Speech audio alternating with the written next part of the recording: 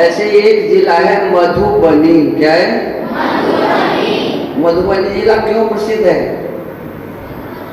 किस सारे विश्व में प्रसिद्ध है? क्यों प्रसिद्ध है? पेंटिंग समझते हैं ना आप लोग? तो पेंटिंग करते हैं ना? मछली का चित्र बनाते हैं। हाँ, तो ऐसे ही वहाँ चित्र बनाने में छोटी छोटी बच्चियाँ बहुत बढ़िया बढ़िया चित्र बनाती हैं। क्यों? कि उनकी माता जी भी चित्र बनाना जानती थी, है ना? दादी जी भी जानती थी, तो बेटी भी जान गई, है ना? तो मधुबनी जिला से मैं आया हूँ। वहाँ एक छोटा सा गुरुकुल है। क्या है? एक गांव है जरेल। क्या नाम है? और जरेल गांव में, जरेल गांव एक प्रखंड है बेनीपट्टी। बेनीपट्टी के अंतर्गत वो गांव है जरेल, उसी में एक छोटा सा गुरुकुल है। गुरुकुल को आप लोग समझते हैं? गुरुकुल क्या होता है? गुरुकुल क्या होता है? क्या होती है वहां? शिक्षा होती है। आप लोग शिक्षा नहीं लेते हैं क्या? इसको गुरुकुल बोलते हैं? इसको गुरुकुल बोलते हैं? ये डीएवी पब्लिक स्कूल है, गुरुकुल। तो गुरुकुल और स्कूल में कुछ अंतर होगा ना? है? क्या अंतर है समझ लीजिए। एक अपने यहाँ थे भगवान कृष्ण जी। कौन थे? उन्हें तो सब कोई जानते हैं। भगवान कृष्ण जी के मित्र कौन थे? सुदामा जी। अब सुदामा जी और कृष्ण जी दोनों जाते थे जंगल। कहाँ जाते थे? लकड़ी तोड़ के लाते थे। क्या लाते थे? और लकड़ी से दो काम होता था। क्या क्या? हवन। क्या होता था? और फिर भोजन भी तो बनता था। गैस अब हुआ है ना, पहले लोग लकड़ी से ही भोजन बनाते थे। इसको कम करिए। इसके सामने बताइए, मशीन के सामने रहेगा।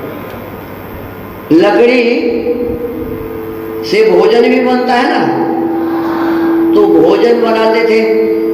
और भोजन बनाने के लिए चाहिए चावल, आटा, दाल, सब्जी। कुछ और कम करिए, ये चाहिए ना। तो वो मांग के लाते थे। कहाँ से? गांव से लोगों के घर में जाकर मांग के लाते थे। कौन? भगवान कृष्ण जी और दोनों को मांगना पड़ता था। लाते थे, भोजन बनाते भी थे। भोजन और गुरु जी को खिलाते थे, फिर खाते थे। अब पढ़ाई भी करते थे, गुरु जी के पास ही दिन रात रहते थे। तो इसमें से आप लोग क्या क्या करते हैं? गुरु जी के पास रहते हैं, मांग के लाते हैं, भोजन बनाते हैं, गुरु जी को खिलाते हैं। इसीलिए गुरुकुल। समझ में आया कि नहीं आया? एक बात और, कृष्ण जी बहुत बड़े घर के लोग थे। जहां उनका पालन पोषण हुआ नंद जी के घर, तो उन्हें लाखों गाय थी, है ना जी? दूध और मक्खन का कोई कमी। और सुदामा जी के घर सब कुछ कमी है। सुदामा जी के घर में कुछ था? ये गरीब थे वो, लेकिन गुरुकुल में सबको मांग के लाना पड़ता, लकड़ी तोड़ना पड़ता, चाहे गरीब हो या अमीर हो। इसीलिए जहां इस प्रकार की व्यवस्था हो उसे कहते हैं गुरुकुल। समझ में आ गया? और ऐसा ही एक गुरुकुल मधुबनी जिला में चल रहा है। वहां के बच्चे मांग के लाते हैं, भोजन बनाते हैं, गुरु जी को भी खिलाते हैं, खुद भी खाते हैं। तो उस जमाने में जो गुरुकुल था वो आज भी है। आपके मन में उसे देखने की भावना बनती है कि नहीं? ऐसे गुरुकुल को देखना चाहिए कि नहीं? तो अपने गुरुजी को, अपने प्रिंसिपल साहब को आप लोग कभी बोलिए कि एक बार दिखाइए तो गुरुकुल कैसा है, क्या बोलना चाहिए ना? तो मैं पहले आप सबको निमंत्रण दे रहा हूं। क्या दे रहा हूं? हमारे जितने भी गुरुजी हैं, हमारे प्राचार्य जी हैं और आप सभी हमारे बच्चे हैं, सबको मैं निमंत्रण देता हूं कि आप हमारे गुरुकुल में एक बार आइए, देखिए कि वो गुरुकुल कैसे चल रहा है। ठीक है ना? अच्छा लगेगा आप लोगों को। और भोजन की व्यवस्था आपके लिए हम करेंगे। ऐसा नहीं कि भूखे वहां से कहेंगे आप चले जाइए। ठीक है ना? तो आपको भोजन की भी चिंता नहीं करनी। ठीक है ना? अब चलिए, मैं आपके पास क्यों आया, मैं कौन हूं, कहां से आया, ये तो समझ गए ना? क्यों आया है समझे? तो ये भी समझना चाहिए। मैं आपसे कुछ बातचीत करने आया। क्यों आया? बातचीत तो आप लोग करते हैं। एक है गीता, एक क्या है? गीता। और एक है सुनीता। क्या है? सुनीता। तो गीता और सुनीता एक जगह खड़ी है, तो गीता बोलती है अरे गीता, तो गीता कहते क्या रे सुनीता, यही तो हम बातचीत है ना। एक है रमेश और एक है महेश, है ना जी? तो रमेश कहता है अरे रमेश, अरे महेश, तो महेश कहता है क्या रे रमेश, यही तो बातचीत है। ऐसे ही होता है ना जी?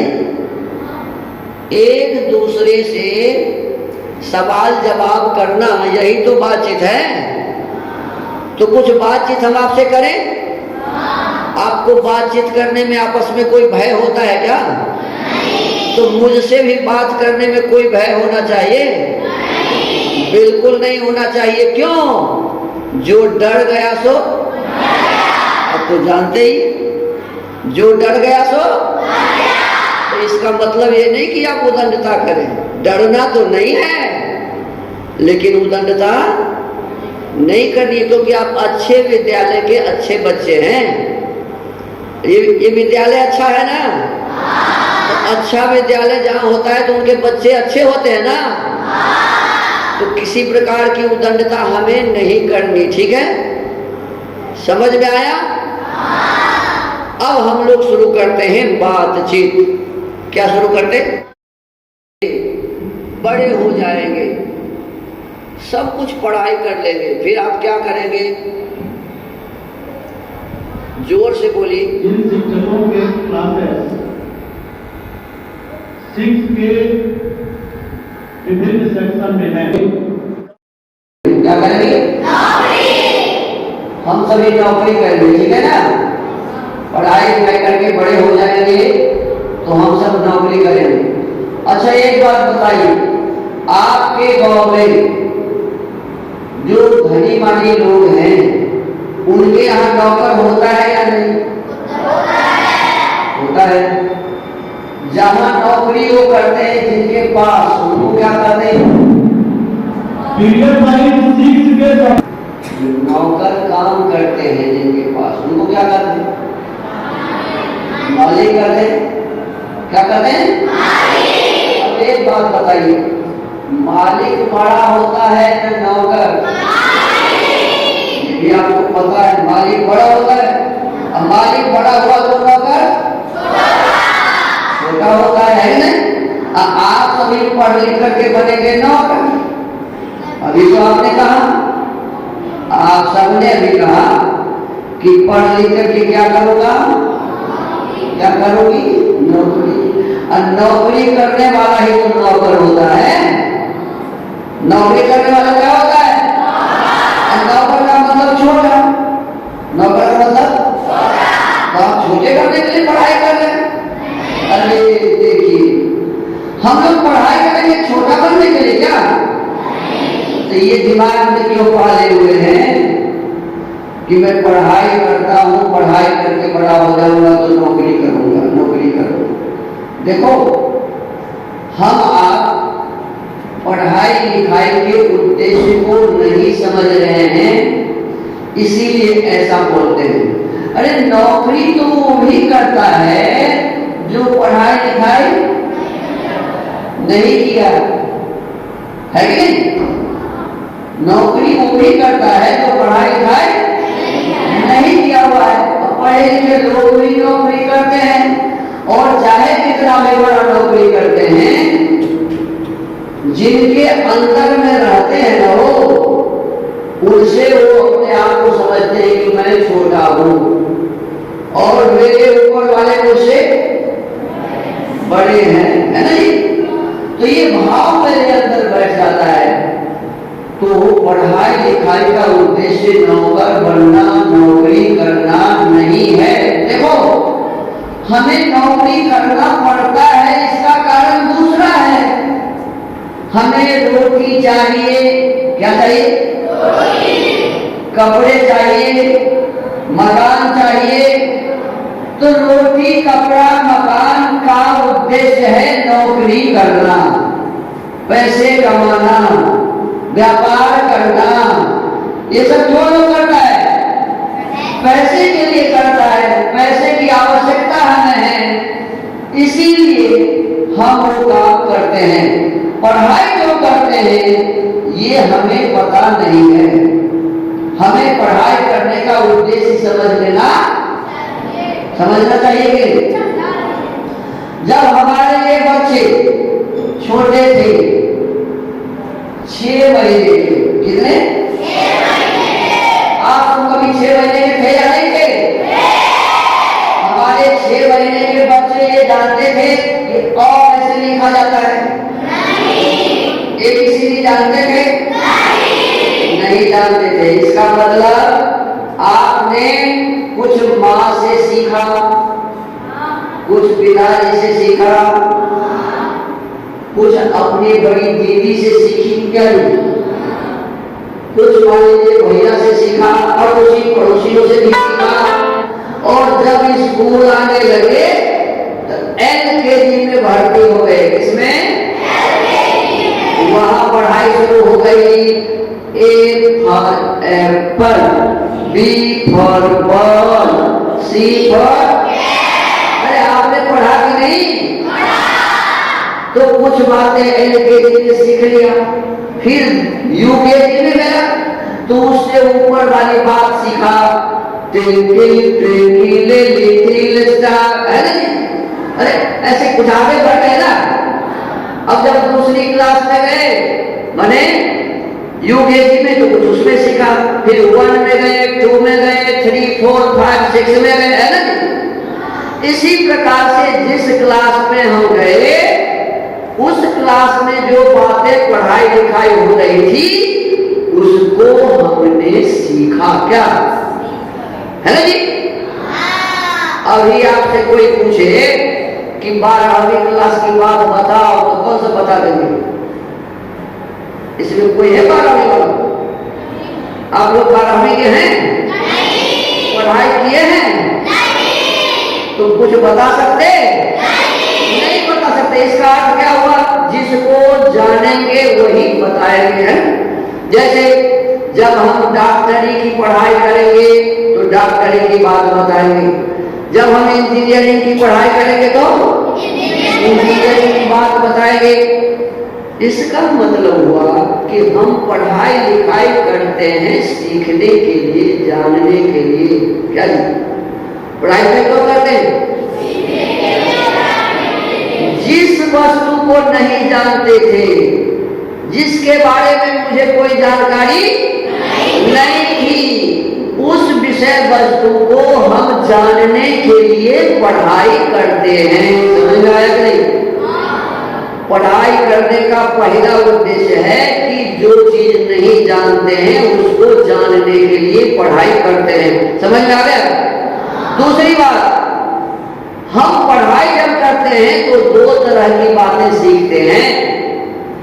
एक है अच्छी बातें और एक है बुरी बातें। एक बच्चा है 6 महीने का, उसे कुछ भी पता नहीं, एक 6 घुटने के बल चलता है। आप लोग भी चले होंगे ना? घुटने के बल चलने वाले बच्चों को पता नहीं है कि सामने मोमबत्ती जल रहा है को छुएंगे तो हाथ जल जाएगा, पता है क्या? तो वो क्या करता है? दौड़ के जाता है, ऐसे है ना, माँ नहीं देखती है, पिताजी नहीं देखते, दीदी नहीं देखती, क्या करता है वो जो ऊपर वाला जो लौ जलता है ना, उसी को जाके पकड़ना चाहता है। जैसे उसमें उंगली लगाता है कि चिल्लाता है नहीं, और वो चिल्लाता है तब उसे पता चलता है अरे ये तो गलत चीज है, मेरे लिए अच्छा, मेरे हाथ में तकलीफ दे दिया, क्या दिया? दुख दे दिया, मेरे उंगली को जला डाला। अब बताओ, अब उस बच्चे को आप जबरदस्ती हाथ पकड़ के यदि पकड़ाओ मोमबत्ती तो पकड़ेगा? अब नहीं पकड़ेगा। क्यों? अब उसे पता हो गया कि ये बढ़िया चीज, इसके पकड़ने से हमें नुकसान पहुंचेगा, है ना जी? अब वो समझ गया। अब धीरे धीरे धीरे धीरे जैसे वो बढ़ता है तो बहुत सारी बातें ऐसी होती है, उसे पता नहीं होता कि ये अच्छा है या।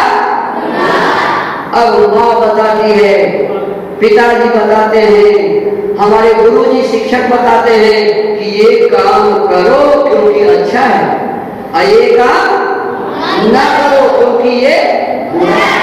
जैसे बच्चे में आप नहीं जानते थे, अब जानने लगे हैं, सिगरेट पीना अच्छा है या बुरा?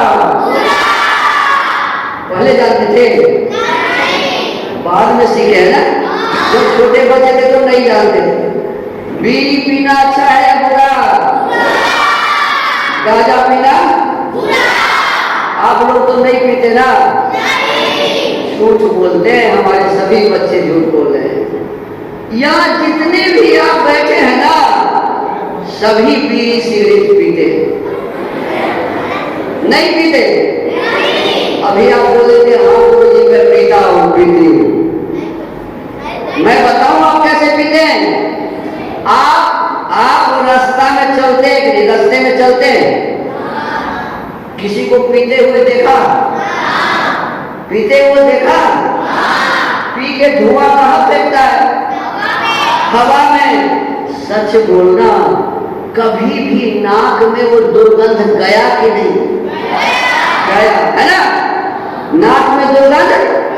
अरे तो वो पीता है, मुंह में हमारे बच्चे पीते हैं, पिए कि नहीं? अरे आप पी क्या? हम लोग कभी बैठ खड़े होते हैं बस स्टैंड पर, कहाँ? मुझे क्या पता कि पीछे से कौन आ रहा है, उधर से दौड़ते हुए आता है, मेरे पास में खड़ा होने का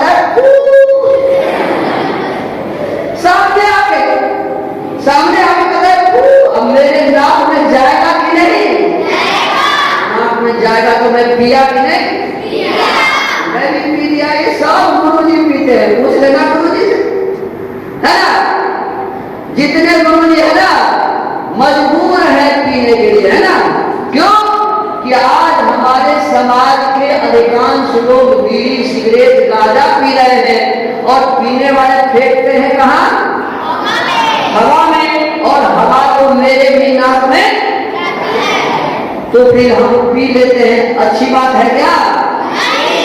सुनो, आप तो सभी अच्छे विद्यालय के बच्चे हैं, आप साइंस में पढ़े होंगे कि नाक का संबंध फेफड़े से है। नाक का संबंध किससे है?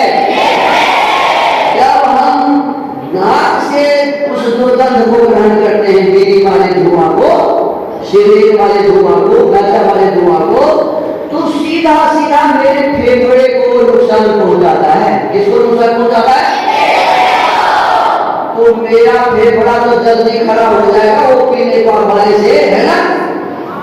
उसका बाद में होगा, पीने वालों का बाद में होगा, जो नाक से पीते हैं उसका पहले हो जाएगा। तो एक पीने वाले तो हम लोग को जल्दी मारना चाह रहा है, नहीं मारना चाह रहा, तो इसका कोई उपाय खोजना चाहिए कि नहीं? इसके उपाय खोजने चाहिए। मैं वो उपाय आपको बताना चाहता हूं, जिससे ये पीने वाले ये बीड़ी सिगरेट गांजा पीना छोड़ दे। वो उपाय सिखा दूं कि छोड़ दो? सिखाओ? ठीक से थोड़ा बैठ जाइए, सजग होकर के बिल्कुल। मैं आगे आगे सिखाता हूँ, अब पीछे पीछे आप लोग सीखिए। मजा न देगी, गाजा मजा न देगा, अरे बीड़ी मजा न देगी, गाजा मजा न देगा, कहीं कैंसर हो गया तो, कहीं दम्मा हो गया तो, ये जीवन मजा न देगा। कैसा लगा? अच्छा है बुरा? सिगरेट मजा न देगा, समझा ले अपने मन को, बर्बाद करना तन को, पेट्रोल से बुझा मत, जलती हुई अगन को, कहीं सेहत बिगड़ गई तो, फैशन मजा न देगा, अरे बीड़ी मजा न देगी, और सिगरेट मजा न देगा, अरे बीड़ी मजा न देगी, गाजा मजा न देगा। तो ये गंदा चीज है बीड़ी सिगरेट, याद रहेगा ये गीत तो, ठीक है ना? क्योंकि छोटे बच्चे ही जब बढ़ जाते हैं, बड़े हो जाते हैं तो पीना शुरू कर देते हैं, तो आप कम से कम नहीं पिएंगे, ठीक है ना? अच्छा, आपके गांव में लोग शराब भी पीते हैं? शराब पीना अच्छा है या बुरा? देखो ये भी आपको पता है, शराब पीना भी, लेकिन गांव में तो लोग पीते, तो शराब पीने वालों को भी कुछ कहना की चाहिए कि ऐसे छोड़ देना चाहिए? हाँ, उसे भी कहना चाहिए। चलो एक शराब वाले को कहने के लिए सीख लो, बच्चे भूखे मर जाएंगे तेरा रे दीवाना,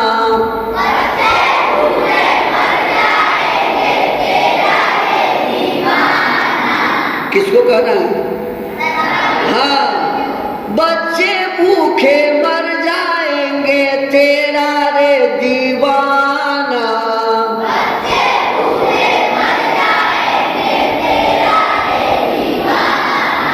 शराबी को बताना, शराबी को बताना,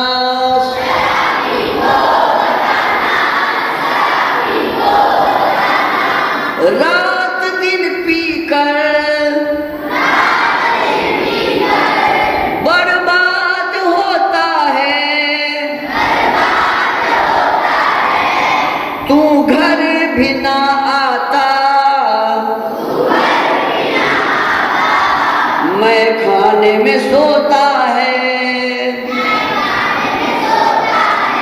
इतना पी लेता है ना कि कान देह में गंदा लग गया, कोई उठा के बाहर कर देता है, वहां वोमिट करता है। क्या करता है? उधर से आता है कुत्ता। कौन आता है? ये दारू शराब वाले के मुंह को चाटता भी है और उसके मुंह में पेशाब भी कर देता है। ये दारू वाले के मुंह में कौन पेशाब करता है? और तब भी पीना नहीं छोड़ता। आप लोग भी ऐसा करेंगे क्या? बच्चे भूखे मर जाएंगे तेरा रे दीवाना,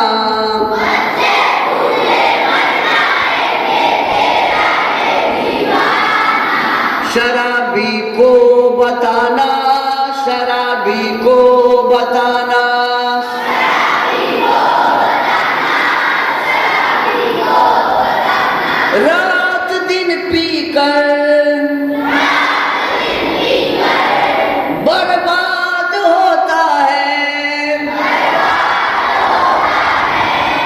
तू घर भी ना आता,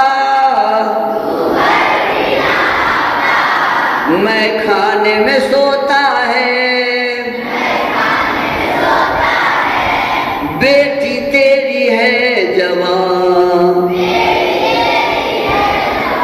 बेटा तो गवार है। अब बाप दारुए पिएगा तो बेटा गवारे न बनेगा। बेटी तेरी है जवान, बेटा तो गवार है, बीबी तेरी रोती है। दारू शराब पीने वाले की पत्नी रोती नहीं है क्या? बीबी तेरी रोती है, जीना अब बेकार है, तेरे कारण बाप को दुनिया देती है अब ताना।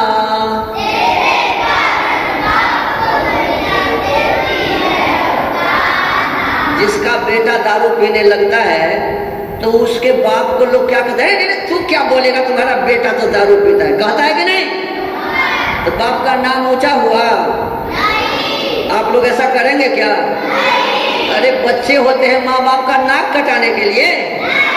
अरे माता पिता के सीना को माने चौड़ा करने के लिए, माथे को ऊंचा करने के लिए संतान होता है।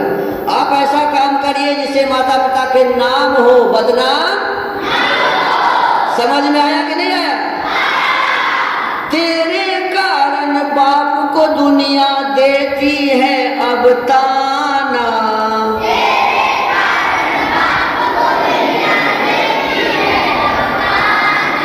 शराबी को बताना, शराबी को बताना,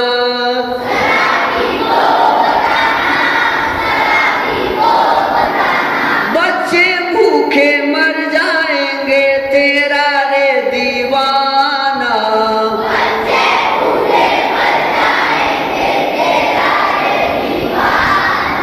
शराबी को बताना, शराबी को बताना।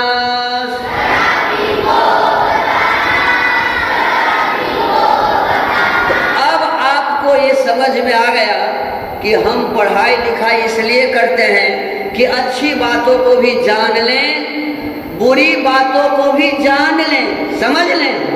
अच्छाई जो है उसको ग्रहण करें और बुराई जो है उसको छोड़ दें।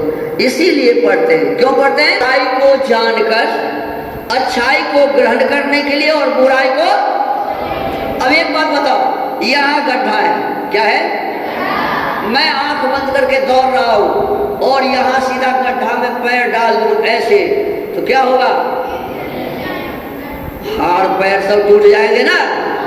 तो हमें पता होना चाहिए ना कि यहाँ क्या है। अब इससे बचने के लिए क्या करेंगे? इसे पता जब हो गया कि यहाँ गड्ढा है तो बगल से सीढ़ी लगी हुई है ना, बगल से हम निकलेंगे। बात समझ में आया कि नहीं? तो जानना पड़ा ना कि गड्ढा है।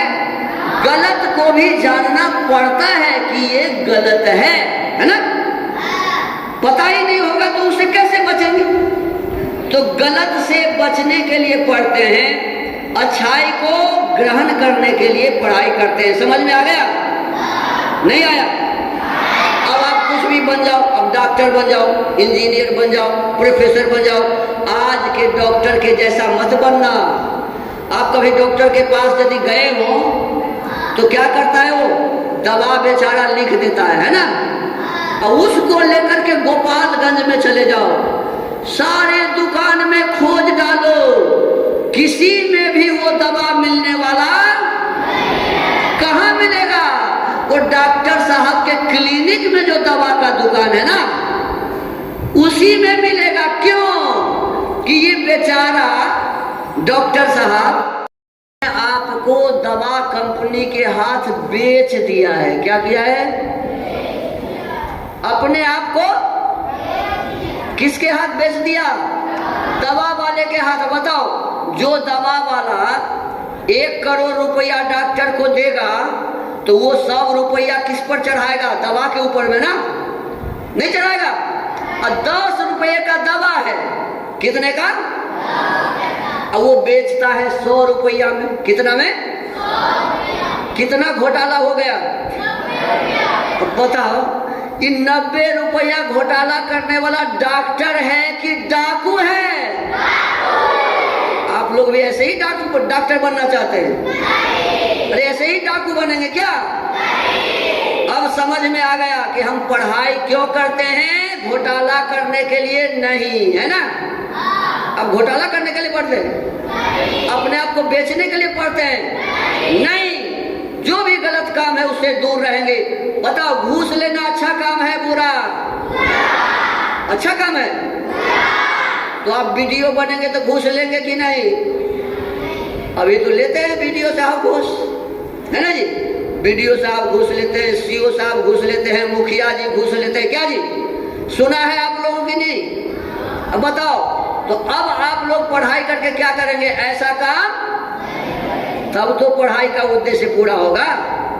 अरे पढ़ाई हम करते हैं अपने जीवन को शुद्ध और पवित्र बनाने के लिए। हमारा जीवन जितना शुद्ध रहेगा, पवित्र रहेगा, अच्छा रहेगा, हम अपने समाज को, देश को उतना ही अच्छा बना सकेंगे, है ना? अब हम ही इसी में जो बच्चे हैं, कल बीडीओ बनेंगे, सीओ बनेंगे, डॉक्टर बनेंगे, इंजीनियर बनेंगे, प्रोफेसर बनेंगे, कलेक्टर बनेंगे, प्रधानमंत्री भी यही बनेंगे। अरे मुर्मू राष्ट्रपति भी इसी में से कोई बेटी बनेगी ना?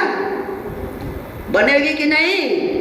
अब बताओ, तो आप लोग जब ईमानदार होंगे, आपको पढ़ाई लिखाई का उद्देश्य ये मालूम रहेगा कि मैंने पढ़ाई किया है तो कोई भी गलती नहीं करूंगा, नहीं करूंगी, तो अपना समाज, अपना देश अच्छा बनेगा या खराब बनेगा? अच्छा बनेगा। और यदि हम गलत करते रहेंगे तो देश अच्छा बनेगा? नहीं बन सकता। देखो, अब ये डीएवी पब्लिक स्कूल है, इसमें पढ़ने वाले बच्चे बन गए कलेक्टर और अपने जिले की व्यवस्था बहुत बढ़िया ढंग से चलाया। तो क्या कहेगा लोग? अरे फलाने थावे डीएवी में ये बालक पढ़ा था, देखो कितना अच्छा कलेक्टर है, कहेगा कि नहीं? और वही यदि घूसखोर कलेक्टर बन गए आप, तो क्या? अरे उसी विद्यालय में पढ़ा था, देखो ना, थावे विद्यालय में पढ़ के क्या बन गया? घूसखोर कलेक्टर। तो आपको घूसखोर कलेक्टर बनना है या अपने जिला को 1 नंबर शुद्ध पवित्र बनाने वाला कलेक्टर बनना है? अच्छा बनाने वाला, है ना? तब अपने विद्यालय का नाम होगा। हमको, आपको अपने माताजी के नाम के लिए, पिताजी के नाम के लिए, गुरुजी के नाम के लिए, विद्यालय के और गांव के नाम के लिए, देश के नाम को ऊंचा उठाने के लिए ये व्रत लेना चाहिए कि पढ़ाई लिखाई हमने किया है इसलिए कि अच्छाई और बुराई को समझकर अच्छा ही करना है, बुरा कभी भी। बस यही है पढ़ाई लिखाई का उद्देश्य, कुछ भी बन जाओ। अब मैं अंत में थोड़ा सा बात आपसे पूछ के बात खत्म करूं। आपसे मेरा एक 5 नाम है। अपने देश के कितने नाम हैं? 4 ही नाम तो है। अपने देश के कितने नाम है? 4 नाम है। सबसे पहला नाम आर्यभट्ट है। सबसे पहला नाम क्या है? दूसरा नाम है भारत। दूसरा क्या है? तीसरा नाम क्या है? हिंदुस्तान। और चौथा नाम क्या है? इंडिया। इंडिया नाम किसने रखा? अंग्रेजों ने रखा। किसने रखा? अरे वो आया था सामान बेचने के लिए हमारे देश में। क्यों आया था? और सामान बेचते बेचते हम लोगों को बना लिया गुलाम। क्या बना लिया? और जब हम उसके गुलाम हो गए थे, हमको कहने लगा इंडियन। क्या कहने लगा? भाव अच्छा नहीं था। उसके मन में था कि मैं तो बड़ा हूं और ये लोग छोटा है, नीचा है। ये भाव से क्या कहने लगा? इंडियन। और इस देश को कहने लगा, जिस देश में इंडियन रहता है उस देश को क्या कहने लगा? इंडिया। तो ये नाम अंग्रेज दिया। कौन दिया? उसको तो आपने भगा दिया। कब भगाए? 15 अगस्त 19 तो भगा दिया है ना, तो फिर इंडिया इंडिया करने का क्या मतलब है ना? थोड़ा विचार करना चाहिए हम लोगों को। आप बड़े होंगे तो विचारना, ठीक है? चलो, अब अपने देश का एक नाम है हिंदुस्तान। किसने रखा? हिंदुस्तान नाम किसने रखा? चलिए देखो, अपने देश में 7वीं सदी में, कब? अभी चल रही है 21वीं सदी। कौन चल रही है? 2000 से ऊपर जो हो गया तो क्या हो गया? 21वीं है ना। 2000 से जो ऊपर हो गया तो क्या हो गया? 21वीं सदी। तो 7वीं सदी का मतलब है 600 से जो ऊपर हो गया तो क्या है? 7वीं सदी है ना। तो 7वीं सदी में अरब से एक व्यक्ति आया अपने देश। कहां से आया? उसका नाम था मोहम्मद बिन कासिम। क्या नाम था? इतिहास की बात है, आप इतिहास पढ़ते होंगे। उनका नाम था मोहम्मद बिन। जब वो आए ना, तो कहते हैं लोग कि वो जब आए तो एक नदी बीच में पड़ती थी। नदी के पास आया तो उसको 100 कहने नहीं आता था, और उस नदी का नाम था सिंधु। क्या नाम था? तो 100 को वो ह कहते थे, तो सिंधु को कह दिया हिंदू, और वहां रहने वाले लोगों को कहा हिंदू, और हिंदू हिंदू से हिंदू जहां रहता है वो जगह बन गया हिंदुस्तान।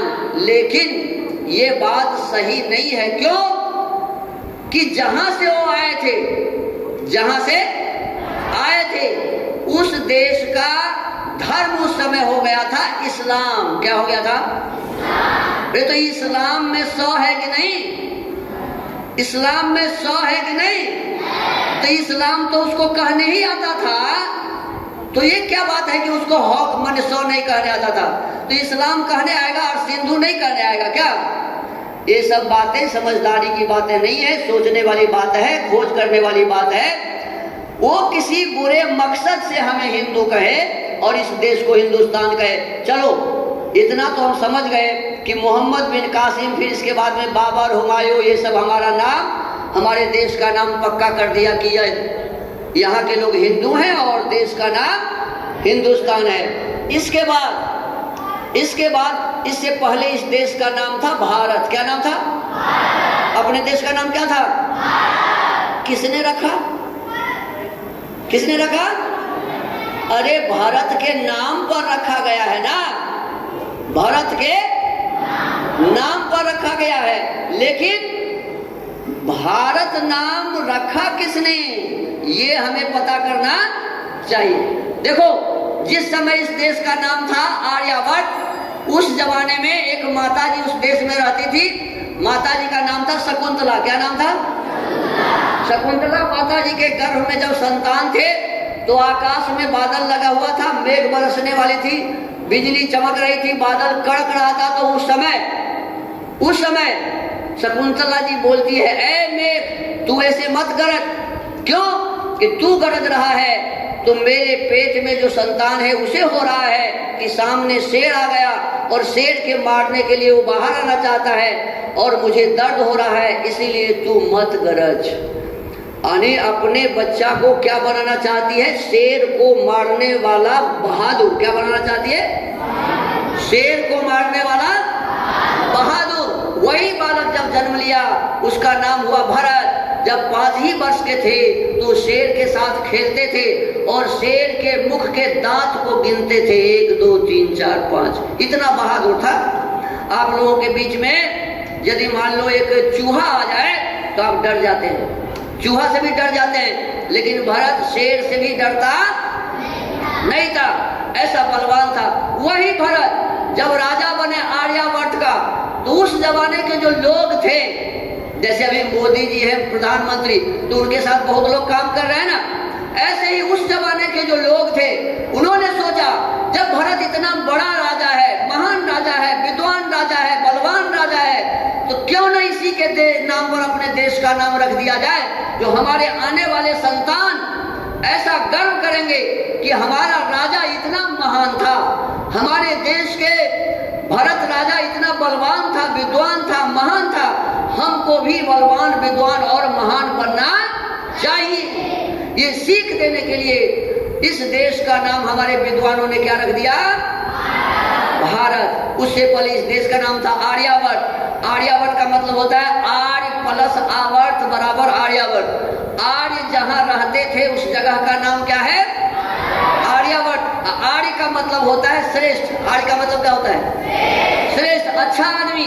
इसका मतलब है कि उस जमाने में इस देश में जो भी लोग रहते थे सभी श्रेष्ठ होते थे, अच्छे होते थे, है ना जी? तो देखो, जब बच्चा जन्म होता है उसका तो कुछ नहीं जानता है, तो क्या पढ़ाई करते थे वो लोग जो अच्छे बन जाते थे? सभी कोई अच्छे बन जाते थे। तो उस जमाने में एक किताब पढ़ाई होती थी, उस किताब का नाम है वेद। क्या नाम है? लिखा हुआ है, देखो, ऋग्वेद, यजुर्वेद, सामवेद और अथर्ववेद। वेद कितने होते हैं? वेद 4 होते हैं, ऋग्वेद, यजुर्वेद, सामवेद और इन चारों वेदों में कितने मंत्र हैं? कोई बच्चा बताएगा? चारों वेदों में कुल कितने मंत्र हैं? किसी को आता है? सीख लीजिए। चारों वेदों में 20,416 मंत्र हैं। याद करिए, कितना? 20,416। वो 20,416 मंत्र में जो बातें थी उसको सीख के और महान बन जाते थे। अभी मैंने जो आपसे बात किया इसमें आपको कुछ बातें समझ में आई कि नहीं? ये अच्छी बातें हैं या बुरी बातें हैं? देखो, ये एकमात्र मंत्र का अर्थ है जो अभी आपको मैंने बताया। अभी जो कुछ पढ़ाया तो कितने मंत्र का अर्थ है? वो मंत्र आपको आता है? मेरे साथ बोलिए, ओम विश्वानि देव सवितर्तुरितानि पराशुभ यद भद्रम तन्न आशुभ। यही तो इसमें लिखा हुआ है, विश्वानि दुरितानि पराशुभ। हमारे भीतर के सभी दुर्गुण हट जाएं, यद भद्रम तन्न आशुभ, और जो भी अच्छाई है वो सभी हमें प्राप्त हो जाए। तो ये पढ़ के जब एक मंत्र में इतनी अच्छी बातें हैं तो 20,416 मंत्र में तो और अच्छी बातें रही होगी ना। तो आप लोगों से मेरा कहना है कि आप लोग जब बड़े हो जाएं तो वेद को जरूर जानने का प्रयास करना। क्या कुछ हो गया? वेद को आप भी जानने का प्रयास जरूर करना। और देखिए, कुछ दिन में क्या हो गया, बाहर के जब लोग आए तो हम लोग को वेद पढ़ने से मना कर दिया। कहा कि वेद में कोई अच्छी बात नहीं है, इसको मत पढ़ो। लोगों ने कहा कि ये तो गणेरिये का गीत है। धीरे धीरे लोग वेद पढ़ना छोड़ दिए। जब वेद पढ़ना छोड़ दिए तो यहाँ के लोग, जितने भी यहाँ के लोग थे, वो लोग दूसरी वस्तु पढ़ने लगे। कोई कुरान पढ़ने लगे, कोई पुराण पढ़ने लगे, और भी पढ़ने लगे। अब वेद को छोड़ दिया। उस जमाने में एक ऋषि अपने देश में आया, उनका नाम भी आप जानते हैं, महर्षि दयानंद सरस्वती। ये आए और इन्होंने कहा, ऐ भारत के लोगों सुनो, वेद में सभी अच्छी बातें लिखी हुई है। वेद सब सत्य विद्याओं का पुस्तक है, इसीलिए वेद का पढ़ना, पढ़ाना, सुनना, सुनाना सब आर्यों का परम धर्म है। ये बात जब वो कहे और आवाज दिए, वेदों की ओर लौटो। क्या कहा? वेदों की ओर लौटो।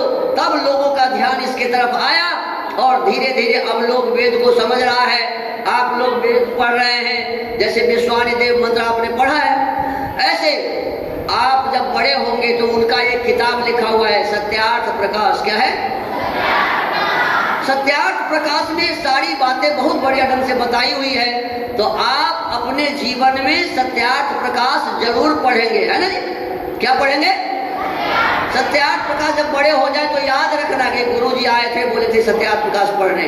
अब मैं अपने बात को विराम दूंगा, क्यों कि गर्मी भी है, आप लोग परेशान हो रहे हैं, पढ़ाई भी लिखाई भी करनी है आप लोगों को।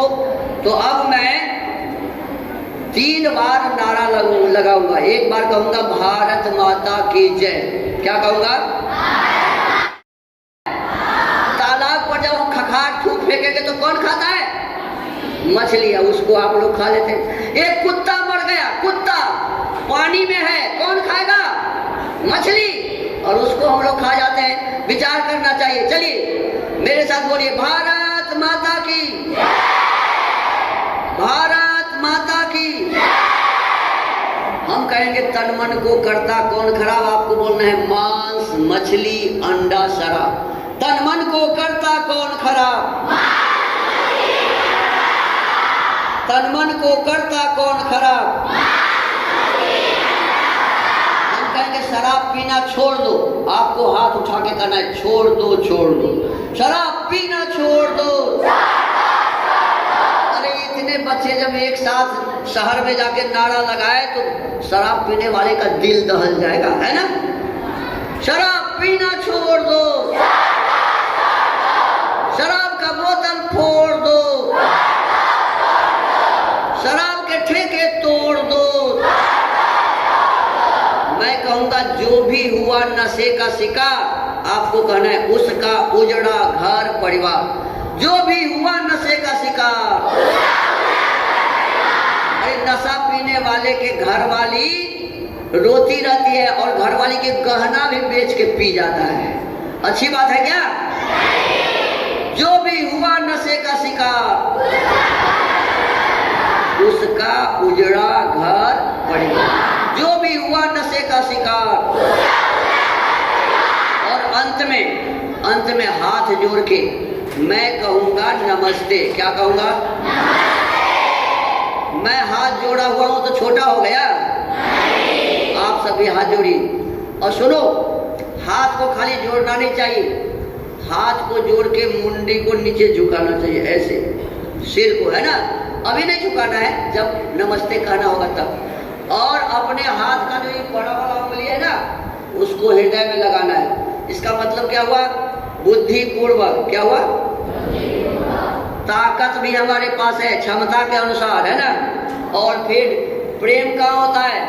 हृदय में। तो हृदय के प्रेम के साथ मैं आपके प्रति समर्पित हूँ, ये भाव। तो सुनिए, पहले ऐसे ही होता था। कोरोना हुआ था बीमारी ना, उसमें क्या कहते थे? 2 गज अब मास्क है। तो राष्ट्रपति चाहे अमेरिका का हो चाहे पाकिस्तान का हो, सब हाथे जोड़ के नमस्ते करता था। और हाथ मिलाता था क्या? नहीं मिलाता था। तो हम आप ऐसे ही एक दूसरे को क्या करेंगे? नमस्ते करेंगे। क्या करेंगे? लेकिन अपने माँ को, पिताजी को, दादा दादी को सवेरे जग के और पैर छूना चाहिए। ये अच्छा काम है या बुरा? सच बोलना। आप लोग सब आदमी सब दिन अपने माता पिताजी और दादा दादी को प्रणाम करते हैं सब दिन। इसमें बहुत सारे करते भी होंगे, बहुत नहीं भी करते होंगे। मैं आपसे कह रहा हूं कि जो नहीं करते हैं तो ये काम शुरू कर दीजिए। क्यों? अभिवादनशीलस्य नित्यम वृद्धो विषयविना चत्वारि तस्य वर्धन्ते आयु। आपको आता ही है। तो ये माता पिता और अपने गुरुजनों का नमस्ते करने से 4 चीजें मुफ्त में मिलती है। लेकिन नमस्ते करने का तरीका आना चाहिए। आप लोग क्या करते हैं? मैं देखा कोई आदमी घुटना में हाथ लगा लेता है, बस हो गया नमस्ते। ऐसे थोड़े होता है। कोई बायां हाथ से पैर छूता है, नहीं, दोनों हाथ को ऐसे करना चाहिए। दाहिना हाथ से दाहिना पैर, अब बायां हाथ से, और ऐसे माता पिता के पैर छू के ऐसे माथे में लगाना चाहिए। समझ में आया? हाथ आपके माता पिता के पैर में लगना चाहिए, गुरुजनों के पैर में लगना चाहिए, और फिर उसको अपने माथे में लगाओ। इससे क्या होगा? आप 100 वर्ष तक जिएंगे। क्या होगा? आपकी आयु बढ़ जाएगी, विद्या बढ़ेगी, यश मिलेगा, बल भी मिलेगा। तो ये करना, ठीक है ना। चलिए हाथ जोड़ लीजिए। सबको सादर नमस्ते।